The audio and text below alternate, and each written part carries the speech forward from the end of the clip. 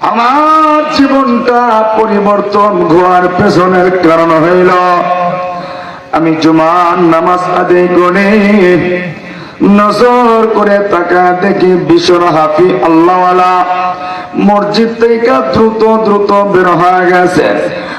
ওনার কোন কাজের দিকে রওনা। এমন সময় আমি তার পেছনে পেছনে হাঁটা ধরলাম। হাঁটে হাঁটি পা পা করে দীর্ঘ পথ চলার পরে আমি নজর কইরা তাকায় দেখি আল্লাহর গোলামটা একটা রুটির দোকানের ভিতরে প্রবেশ করেছেন। রুটির দোকানে যাইয়া কয়েকটা রুটি ক্রয় করার পরে আবার হাঁটি হাঁটি পা পা করে আল্লাহর গোলাম আরেকটা দোকানের ভিতরে প্রবেশ করিয়া মিষ্টির দোকান থেকে মিষ্টি ক্রয় করেছে।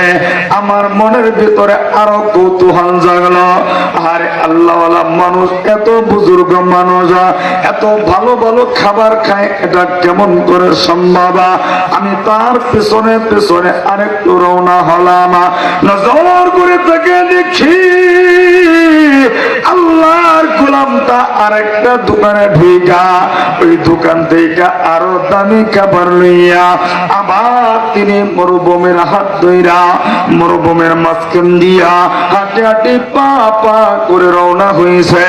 আল্লাহর গোলামটা যখন চলে আমি আল্লাহর গোলামের পেছনে পেছনে আল্লাহর ওলির পেছনে পেছনে হাঁটে হাঁটে পা পা করে রওনা। একে হাঁটতে হাঁটতে 16 কিলোমিটার হাঁটার পর আল্লাহর ওলি একটা বস্তির ভিতর প্রবেশ করলো। এই বস্তির ভিতরে একটা ছোট্ট ঘরের ভিতরে একজন বৃদ্ধ মানুষ, একজন অসুস্থ মানুষ শুয়ে আছে। আমি নজর কইলাম দূর থেকে থেকে দেখি আল্লাহর ওলি বৃদ্ধ অসুস্থ মানুষটার কাছে দিয়া নিজে হাতে খাবার উঠায় দিছে। ওই মানুষটা নিজে হাতে মুখের ভিতরে খাবার উঠায় দেয় আর অসুস্থ মানুষটা খাবার খায়। আল্লাহর কাছে দোয়া করে, আল্লাহ রিজিকের মালিক তুমি, আল্লাহ আল্লাহ গো হায়াতের মালিক তুমি আল্লাহ। আল্লাহর গোলাম ডাক দিয়া কই, বন্ধু আমি এই দৃশ্যটা যখন দেখলাম আল্লাহর ওলির প্রতি যে কুধারণা ছিল এই কুধারণা আমার ভিতর থেকে দূর হয়ে গেছে। এরপর থেকে আমি তওবা করেছি, আর জীবনে কোনো কিছু সই না, কোনোদিন আমি কারো গীবত করব না, আমি কারো সমালোচনা করব না। যুবক বন্ধু, আমার মানিকগঞ্জের আমার সাটুরের বন্ধুরা, এজন্য না দেখে কারো বিষয়ে আমি আপনার সমালোচনা করব না, আমি আপনি কারো গীবত করব না। আল্লাহর গোলামটা ডাক দেয়া কই, আমি আগে মনে করছিলাম নিজে খাবার খাওয়ার জন্য এত ভালো ভালো খাবার তিনি ক্রয় করেছেন, কিন্তু দেখা গেল না না, নিজের খাবারের চিন্তা করে নেই, আরেকজন অসুস্থ মানুষকে খাবার খাওয়াইয়া দূরে হাইটা যাইয়া তার রিজিকের ব্যবস্থা করে দিয়েছে। একটু জোরে জোরে পড়েন সুবহানাল্লাহ, আর একটু জবান খুলে পড়েন আল্লাহু আকবার।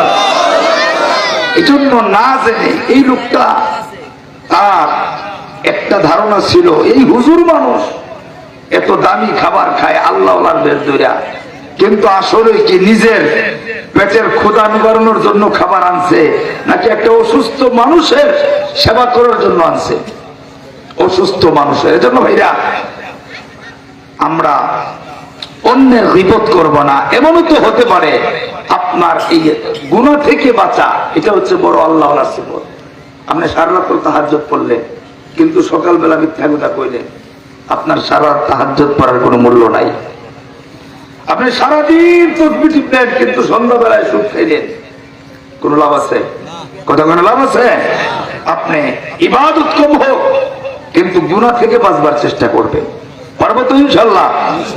আপনার সারা দিন রাত তাহাজ্জুদের চাইতে একটা গুনাহ থেকে বাঁচা হইল বড় উত্তম। এজন্য গুনাহ থেকে বাঁচবো ইনশাআল্লাহ। বনি ইসরাঈলের এক আল্লাহর গোলাম টানা 60 বছর ইবাদত করছে ইবাদত খানায়। আগের দিনে আলাদা ইবাদত খানা বানায় সেখানে ইবাদত করত। 60 বছর হঠাৎ করে আল্লাহর গোলাম আবেদ চিন্তা করলো একটু বাহিরে বের হয়ে দেখি দুনিয়ার হাল হাকিকত কি। যখন বাহিরে বের হয়েছে তাকায় দেখে ঘুরতেছে হঠাৎ করে সুন্দরী রমণী তার সামনে। এই দৃশ্য দেখার পরে শয়তানের ধোঁকায় পড়া আল্লাহর গোলামটা গুনার কাজে লিপ্ত হয়ে গেছে। মুসলমান ভাইরা রে আমার, আল্লাহর গোলাম 60 বছর ইবাদত করার পরে যখন বাহিরে বের হয়ে তাকা দেখে একটা সুন্দরী রমণী দেখা যায়। এই সুন্দরী মেয়েটার সঙ্গে গুনার কাজে লিপ্ত হয়ে গেছে। বন্ধু, কিতাবের লেখক লেখে এই আল্লাহর গোলামটা গুনাহ করার পরে সারাটা রাত্র গুনার কাজে জিনার কাজে লিপ্ত থাকার পরে যখন তার গুনার কাজ শেষ, এমন সময় তার মৃত্যুর সময় গনে আসে। আল্লাহর গোলামটা মরণের আগে আগে এমন সময় তাকা দেখে তার পাশ দিয়ে একটা ফকির হেঁটে যায়। এই ফকিরে দেখার পরে আবেদের কাছে একটা মাত্র রুটি ছিল, এই রুটিটা তারে হাদিয়া দিয়া দিছে। এই বন্ধু, লোকটা দুনিয়ার জমিন থেকে বিদায় হয়ে গেছে। আল্লাহর গোলামটা বিদায় হয়ে যাওয়ার পরে কিতাবের লেখক লেখে তার আমল নামা মাপা হলো। এক পাশে তার 60 বছরের ইবাদত, আরেক পাল্লায় তার ওই যে একদিনের জিনার গুনাহটা দেওয়া হলো। দেখা গেল জিনার পাল্লাটা তার বড় বাড়ি হয়ে গেছে। এ বন্ধু, এরপরে আমার আল্লাহ ডাক দেয়, কই ফেরেশতারা, আমার গোলামটা যে একটা রুটি দান করছিল এই রুটিটা জিনার পাল্লাতে উঠায় দাও। আরে বন্ধু, যখন রুটিটা উঠায় দিছে নজর করে দেখা গেল ওই 60 বছরের পাল্লার চাইতে ওই একটা রুটির ইবাদত আল্লাহর কাছে বেশি দামি হয়ে গেছে। যুবক বন্ধু, একটা গুনাহ করার কারণে, একটা মাত্র গুনাহ হওয়ার কারণে 60 বছরের ইবাদত যদি নষ্ট হয়ে যেতে পারে, তাইলে আমার আপনার জীবনে কত গুনাহ করেছি, এর চাইতে কত চোখের জিনা, হাতের গুনাহ, আরে কত ভাবে আমরা গুনাহে লিপ্ত হয়েছে। বন্ধু, এজন্য বলবো ইবাদত কম হোক কিন্তু গুনাহ থেকে বাঁচবার চেষ্টা করবা। আল্লাহ ওয়ালা যদি হতে চাই অবশ্যই আমাকে আপনাকে গুনাহ থেকে বাঁচতে হবে। মানিকগঞ্জ সাগরের ভাইরা, কার কাছে কখন মালাকুল মউত এসে যায়? কুল্লু নাফসিন যায়িকাতুল মাউত। আজরাইল আমার আপনার কাছে আসবে। আমি আপনি যত বিশাল অট্টালিকা, মজবুত অট্টালিকার ভিতরে পলায়ন করি না কেন, এখান থেকে বাঁচার কোন সুযোগ নেই। আইনামা তাকুনু ইউদরিকুমুল মাউত ওয়ালাউ কুনতুম ফি বুরুজিম মুশাইয়াদা। আজরাইল সেখানেই আসবে। এ বন্ধু, এজন্য আমি আপনি আজকেও চলে যেতে পারি, আগামীকালকেও চলে যেতে পারি, 10 বছর হায়াত পেতে পারি, আমার আপনার কারো জানা নেই।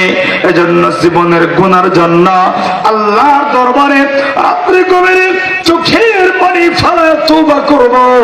আমার আল্লাহ আমার আপনার জীবনের গুনাহগুলি মাফ করে দিবেন, কারণ আমার আল্লাহ হইলেন রহমান, আমার আল্লাহ হইলেন মেহেরবান। এ বন্ধু, রাত্ররা যখন গভীর হয় আমার আল্লাহ প্রথম আসমানে আইসা নাম ধইরা ধইরা ডাকতে থাকে, গোলাম কার জীবনে কত গুনাহ করেছ, কার জীবনে কত অপরাধ তুমি করেছ, আমি আল্লাহ তোমার জীবনের গুনাহগুলি মাফ করব।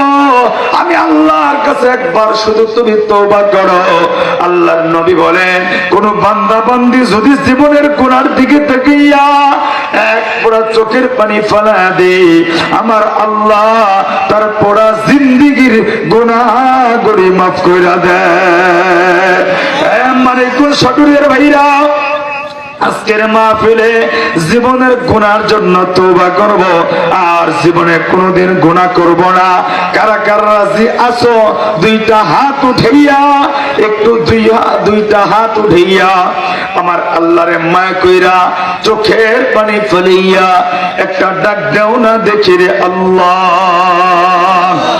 আরো মায়া কইরা গুনার দিকে তাকাইয়া একটু জবানটা খুইলা ডাক দেন না আল্লাহ।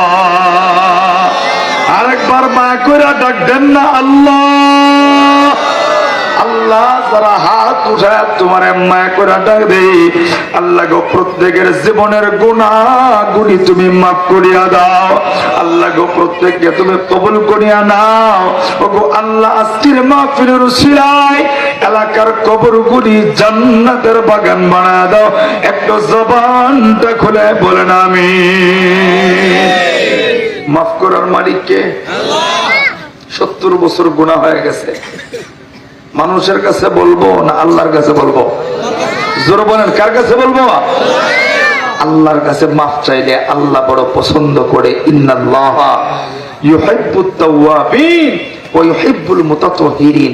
আল্লাহ ডাক দিয়া কই, আমি আল্লাহ তওবাকারীদেরকে বড় ভালোবাসি, আমি আল্লাহ পবিত্রতা অবলম্বনকারীদেরকে পছন্দ করি। জোরে কোন সুবহানাল্লাহ।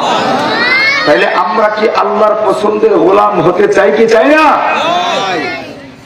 যদি পছন্দের গোলাম হতে চাই তাইলে আমরা তওবা করব ইনশাআল্লাহ। আমাদের সবাইকে খালেস দিলে খাঁটি দিলে তওবা করে দুনিয়ার জমিন থেকে পরকালের প্রস্তুতি নিয়ে আমাদেরকে যাওয়ার তৌফিক দান করুক বলেন আমিন।